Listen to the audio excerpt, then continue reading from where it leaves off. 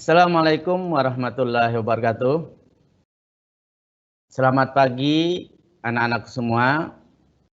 Alhamdulillah di pagi hari ini kita bisa bertemu kembali untuk melaksanakan kegiatan belajar secara daring. Semoga pada hari ini kita semua selalu dalam keadaan sehat walafiat. Amin, amin, ya rabbal alamin. Sebelum kita memulai pelajaran, terlebih dahulu marilah kita bersama-sama berdoa. Berdoa dimulai.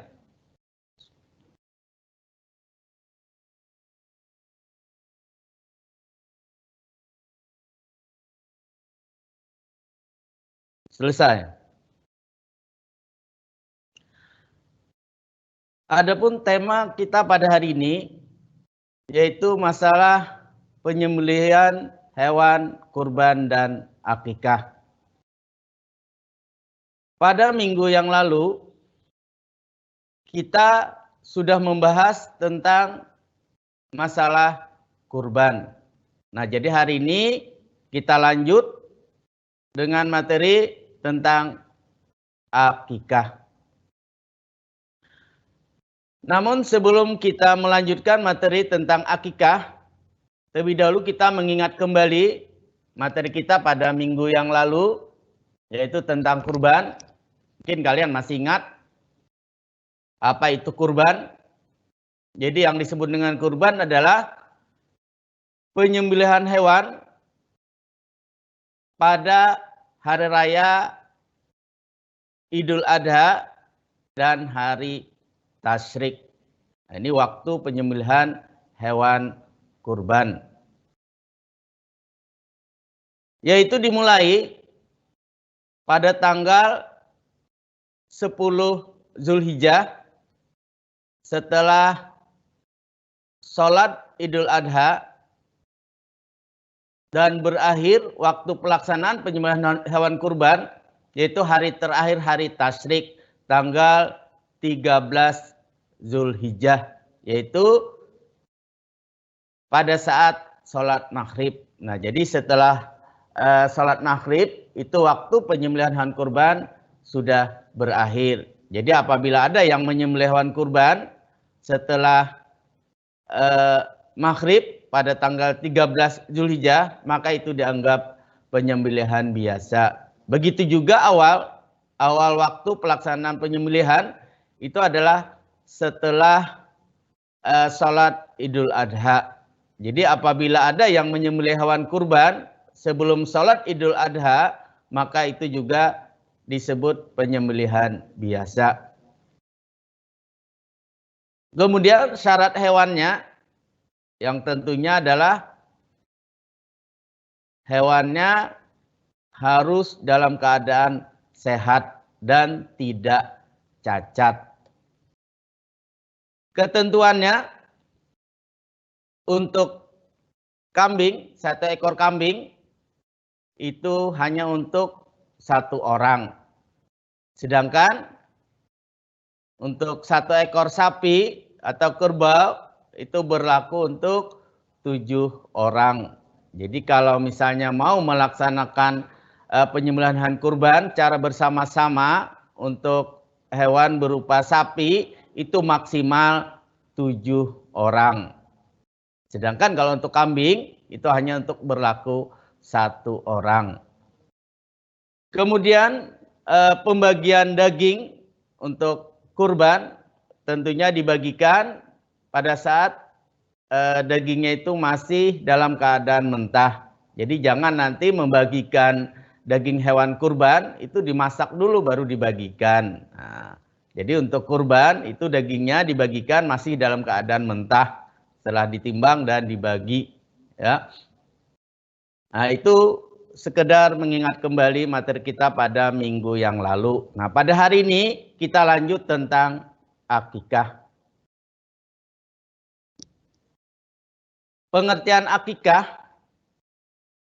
Akikah adalah penyembelihan hewan pada hari pencukuran anak, rambut anak yang baru lahir dalam suatu keluarga. Penyembelihan ini sebagai ungkapan rasa syukur kepada Allah atas anugerah anak yang diberikan. Di mana hukum akikah adalah sunnah dan dilaksanakan di hari ke-7 dari kelahiran bayi. Jika belum mampu pada hari yang ke-7, maka boleh hari yang ke-14 atau hari yang ke-21. Nah, jadi di sini bisa kita pahami bahwa yang dimaksud dengan akikah itu adalah penyembelihan hewan berupa kambing sebagai ungkapan rasa syukur atas lahirnya seorang anak. Nah, ini yang disebut dengan akikah. Beda dengan kurban. Kalau kurban itu semata-mata untuk mendekatkan diri kepada Allah. Jadi kalau akikah sebagai ungkapan rasa syukur atas lahirnya seorang anak. Baik anak laki-laki maupun anak perempuan. Adapun dasar akikah itu telah dijelaskan di dalam hadis yang diriwayatkan oleh Ibnu Majah yang berbunyi An Samurata anin Nabiyyi sallallahu alaihi wasallam qala kullu gulamin murtahanum bi aqiqatihi tuzbahu anhu yaumas sabi'i wa yuhlaqu ra'suh. Yang artinya Samurah radhiyallahu anhu berkata, Rasulullah SAW bersabda, setiap anak yang lahir dalam keadaan tergadaikan dengan akikahnya dan disembelih pada hari ke-7, lalu anak tersebut diberi nama, kemudian mencukur rambut di kepalanya. Nah, jadi dari hadis ini sudah jelas bahwa anak yang baru lahir itu, kalau menurut hadis yang diriwayatkan oleh Ibnu Majah, itu dalam keadaan tergadai. Sehingga untuk menebusnya, maka hendaklah kita melaksanakan akikah. Nah, tapi anak sekalian jangan sampai salah paham.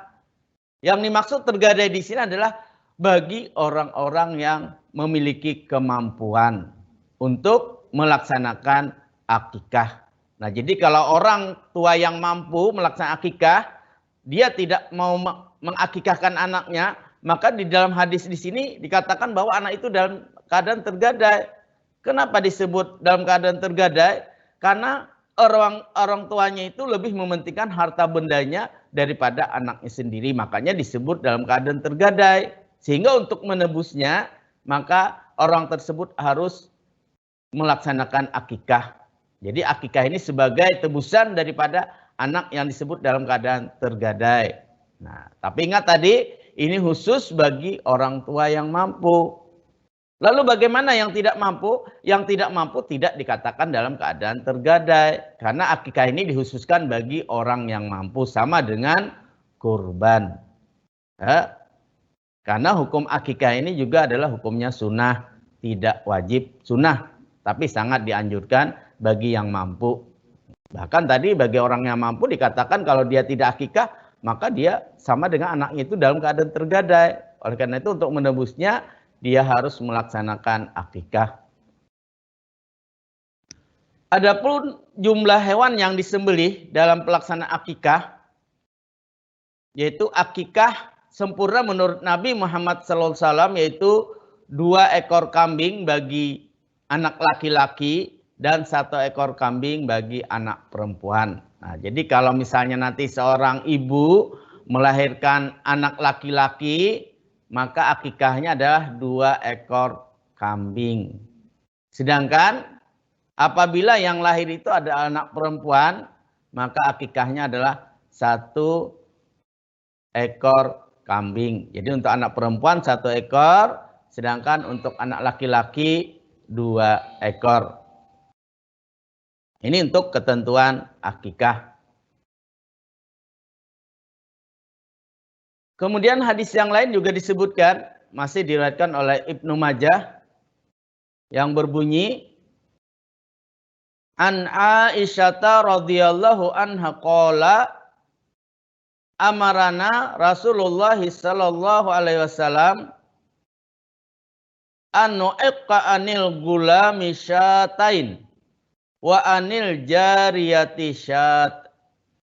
Yang artinya Aisyah radhiyallahu anhu berkata, Rasulullah sallallahu alaihi wasallam pernah menyuruh kita untuk menyembelih akikah, 2 ekor kambing untuk anak laki-laki dan 1 ekor kambing untuk anak perempuan. Nah, jadi ketentuan akikah ini sudah sangat jelas dari 2 hadis tersebut bahwa ketentuannya untuk anak laki-laki 2 ekor kambing, sedangkan untuk anak perempuan 1 ekor kambing. Dan praktek penyembelihan akikah. Adapun tata cara penyembelihan hewan akikah, yang pertama berniat menyembelih hewan akikah karena Allah. Nah, jadi yang namanya niat itu selalu awal, ya, sebagaimana dijelaskan innama a'malu biniat, bahwa segala sesuatu apapun yang kita lakukan amal ibadah itu tergantung daripada niatnya. Jadi niat itu harus memang didahulukan. Jadi jangan dilakukan tanpa niat, maka hasilnya pun akan sia-sia. Ibadah tanpa niat tidak akan membuahkan hasil. Jadi niat itu yang pertama. Yang kedua, menggunakan pisau yang tajam. Nah, jadi jangan sampai nanti dalam menyembelih hewan akikah ataupun kurban, ya, pisaunya atau alatnya tumpul. Nah, sehingga ini dihukumkan makruh. Jadi kalau alatnya itu tumpul, hukumnya makruh. Kenapa dikatakan makruh? Karena sempat menyiksa hewan. Kalau menyembelih hewan dengan alat yang tumpul, maka matinya pun lama. Jadi hewan itu sempat tersiksa. Oleh karena itu, hendaklah ditajamkan terlebih dahulu sebelum menyembelih. Jadi pisaunya ditajamkan dulu. Kemudian yang ketiga, hewan yang akan disembelih itu dihadapkan ke arah kiblat. Dan sebelum memotong pada leher hewan, maka hendaklah membaca basmalah dan takbir. Kemudian yang kelima, memotong hewan tersebut pada bagian tenggorokan dan 2 urat leher hewan. Nah, jadi mohon diperhatikan, ya, kenapa harus menyembelih pada bagian tenggorokan dan urat leher?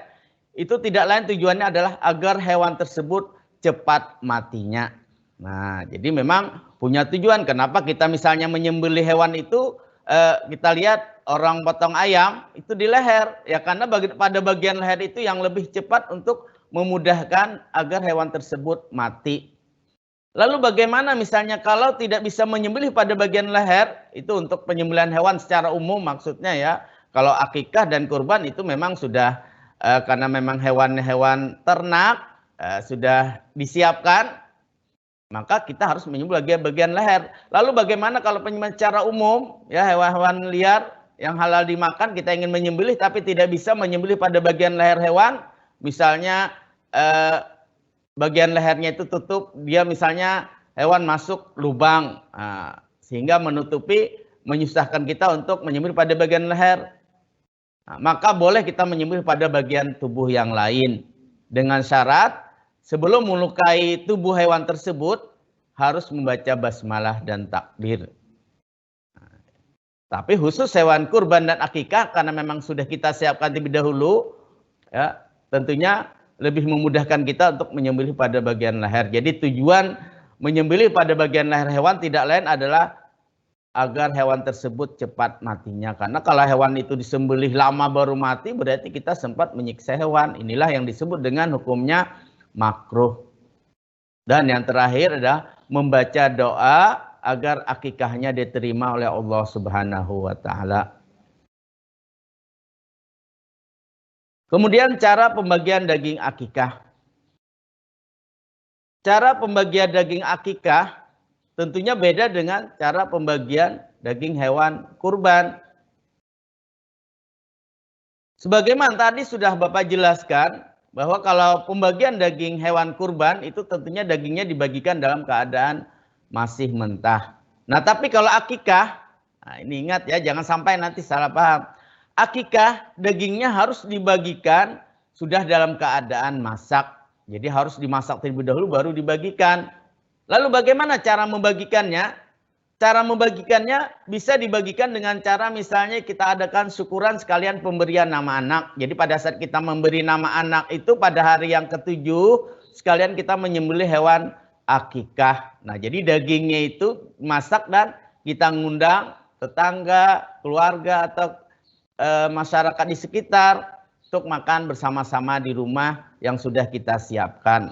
Jadi kita bisa makan bersama di rumah kita. Atau bisa saja kalau misalnya kebetulan anaknya sudah diberi nama, nah, kemudian kita mau melaksanakan akikah, karena batas akikah, ingat batas akikah, waktu akikah tadi yang paling afdol, yang diutamakan itu hari ke-7 dari kelahiran anak. Kalau hari ke-7 itu misalnya orang tua masih belum mampu, boleh hari yang ke-14.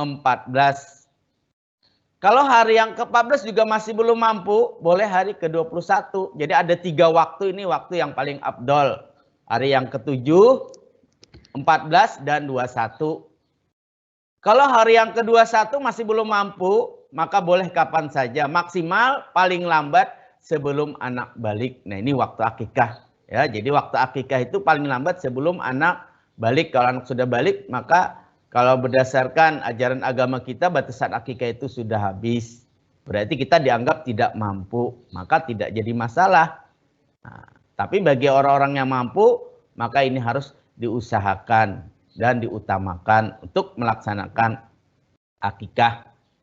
Nah, jadi boleh kita makan bersama di rumah, dagingnya setelah dimasak. Boleh juga kita bagikan. Setelah kita masak, kita bagikan ke tetangga dekat atau masyarakat sekitar. Atau misalnya langsung bikin nasi kotak diantar ke panti-panti asuhan. Boleh. Nah, ini cara pembagian daging akikah. Nah, dari sini sudah bisa kita bedakan antara pembagian daging akikah dan kurban. Kalau akikah dibagikan dalam keadaan sudah dimasak, sedangkan kurban dibagikan dalam keadaan masih mentah atau belum dimasak. Hikmah akikah. Adapun hikmah akikah, yang pertama adalah berniat ibadah agar mendapatkan pahala dari Allah Subhanahu wa taala. Kemudian yang kedua, mempererat ukhuwah Islamiyah. Dan yang ketiga, mendatangkan syafaat dari Allah Subhanahu wa taala bagi orang tua yang mengakikahi anaknya. Nah, jadi dari pembelajaran akikah di sini, ya tentunya kita sudah bisa membedakan antara akikah dan kurban. Kita bisa lihat kembali, ya perbedaannya misalnya dari segi tujuan pelaksanaan. Dari segi tujuan pelaksanaan, kalau kurban tadi tujuannya adalah semata-mata ingin mendapatkan keredaan dari Allah Subhanahu wa taala untuk mendekatkan diri kepada Allah Subhanahu wa taala. Sedangkan akikah tujuannya adalah sebagai ungkapan rasa syukur atas lahirnya seorang anak atau bayi. Kemudian dari segi waktu, perbedaan antara kurban dan akikah dari segi waktu. Kalau kurban, yaitu tadi dilaksanakan pada hari raya Idul Adha, yaitu tepatnya pada tanggal 10 Zulhijjah, yaitu dimulai dari setelah sholat Idul Adha. Dan 3 hari tasyrik, yaitu tanggal 11, 12, dan 13 Zulhijjah, yaitu berakhir pada waktu maghrib atau terbenamnya matahari tanggal 13 Zulhijjah. Kemudian dari segi pembagian dagingnya, kalau tadi hewan kurban itu dibagikan dalam keadaan masih mentah, sedangkan akikah dibagikan dalam keadaan sudah dimasak. Dan yang terakhir dari segi ketentuannya. Dari segi ketentuannya, pelaksanaan hewan kurban untuk 1 ekor kambing berlaku 1 orang. Sedangkan untuk sapi, 1 ekor sapi atau kerbau itu berlaku untuk 7 orang maksimal. Nah, minimal 1 orang. Jadi untuk sapi boleh 1 orang, 2 orang, 3 orang, 4 orang, 5 orang, 6 orang, dan maksimal 7 orang. Tapi kalau untuk kambing tadi cukup 1 orang. Sedangkan kalau untuk akikah ketentuannya untuk anak laki-laki, ya, untuk anak laki-laki ketentuannya anak laki-laki 2 ekor kambing, anak perempuan 1 ekor kambing.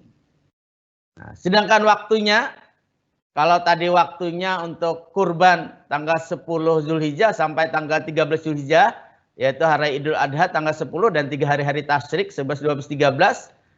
Maka untuk akikah waktunya yaitu diutamakan pada hari ke-7 setelah anak itu lahir. Berarti pada saat penyembelihan hewan akikah itu usia bayi berumur 7 hari. Apabila hari ke-7 masih belum mampu, maka boleh hari yang ke-14.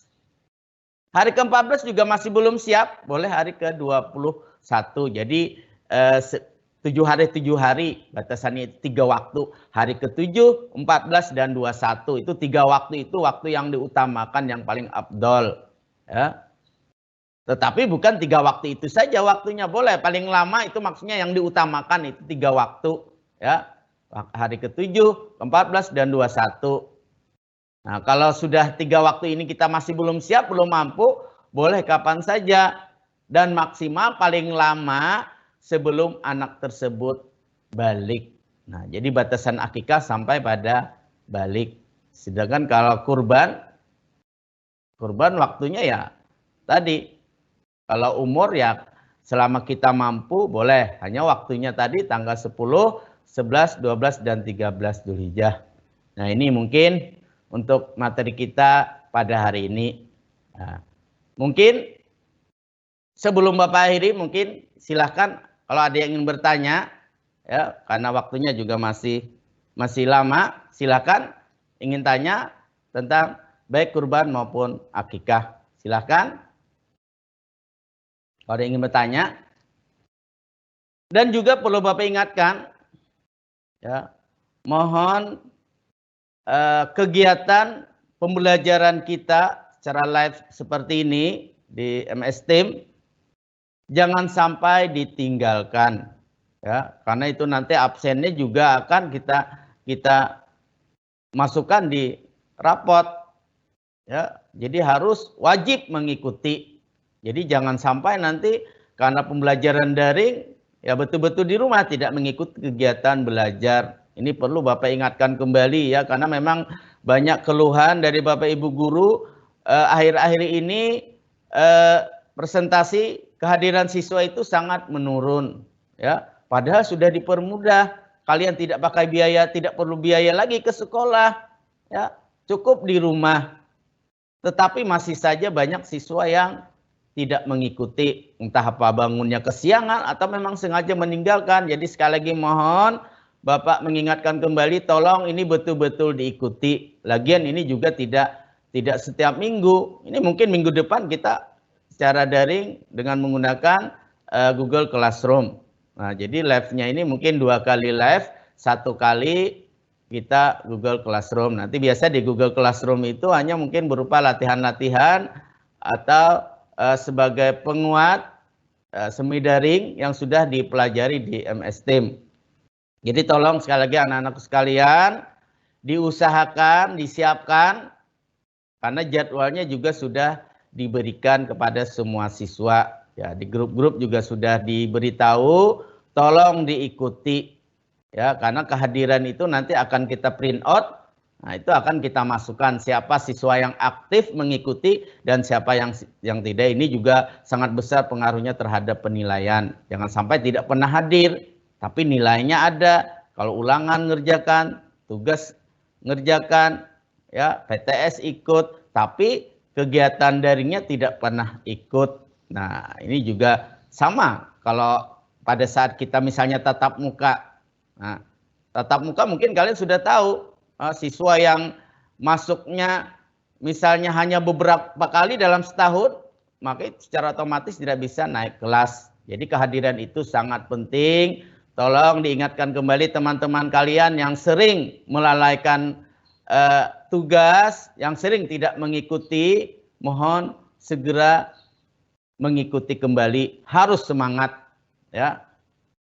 Kita juga selalu berdoa semoga suasana seperti ini cepat berakhir sehingga kita bisa melaksanakan kegiatan belajar seperti dulu lagi dengan cara tatap muka, ya.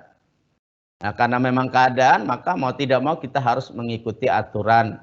Dan jangan lupa jaga protokol kesehatan, jaga jarak. Ya, jadi kita ikuti protokol kesehatannya, jaga jarak, dan jangan lupa kita berdoa. Tujuannya tidak lain, semoga kita terhindar dari musibah, terhindar dari penyakit, dan kita selalu dalam keadaan sehat walafiat. Sehingga kita bisa kembali untuk mengikuti kegiatan belajar mengajar. Baik secara daring yang saat ini kita laksanakan, maupun pada saat nanti tatap muka apabila pandemi itu sudah berakhir. Dan yang terakhir pesan Bapak, selain kehadiran yang harus diaktifkan kembali, ya seperti pada awal-awal itu biasanya banyak siswanya, kalian juga harus ingat, kalian harus sering-sering lihat di Google Classroom, lihat tugas-tugas yang belum kalian kerjakan segera diselesaikan. Ya, ada tugas, ada ulangan harian. Nah, itu jangan sampai nanti tugas-tugasnya itu menumpuk. Ya. Jadi kalau memang ada tugas, ada waktu langsung dikerjakan. Kecuali kalau memang kalian memang waktu mengerjakan tugas masih ada, kalian dalam misalnya sibuk yang tidak bisa ditunda, boleh. Tapi kalau misalnya ada batas waktunya, maka harus segera mungkin dikerjakan, diselesaikan. Jangan sampai nanti waktunya sudah habis, kalian baru mengerjakan, sehingga nanti nilainya tidak bisa masuk. Ya. Terlambat mengirim hasil ulangan ataupun tugas. Nah itu saja mungkin untuk pelajaran kita hari ini. Silakan yang ingin bertanya, ya, kami beri waktu. Atau kalau misalnya nanti mau chat juga boleh, ya. Nanti kita akan bahas, kita jawab secara bersama. Ada yang tanya? Ya sudah, kalau tidak ada mungkin kita akhiri saja. Nanti insya Allah nanti hari Senin, ya hari Senin depan di Google Classroom itu Bapak akan share tugas untuk pemantapan materi kita tentang penyembelihan hewan kurban dan akikah. Silakan nanti kalian kerjakan tugas di Google Classroom. Tapi nanti ya makanya Bapak beritahu duluan supaya nanti kalian tidak ketinggalan informasi. Ya, jangan sampai nanti waktunya habis baru kalian mengerjakan. Jadi nanti untuk minggu depan Bapak akan kasih tugas ya di Google Classroom tentang penyembelihan hewan kurban dan akikah. Nah, mungkin ini yang bisa Bapak sampaikan hari ini. Kalau tidak ada yang bertanya, ya, insya Allah nanti lain waktu kita akan bertemu kembali. Wabillahi taufiq wal hidayah. Wassalamualaikum warahmatullahi wabarakatuh. Tetap semangat.